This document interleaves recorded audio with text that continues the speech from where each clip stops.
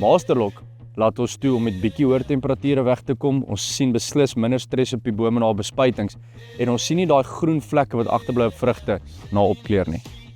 Ek dink die grootste nadeel met mineraleolie het te doen met die stres wat dit op die plant plaas. Masterlock is definitief 'n sagter produk. Ons sien minder sonbrand. Die Masterlock produk laat die vrug vinniger opkleur. Dit maak die algehele gebruik van Masterlock soveel meer aanloklik.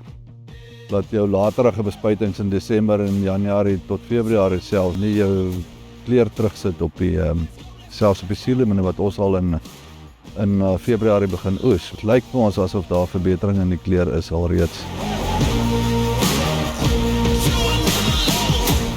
Masterlock, dit maak 'n moerse verskil.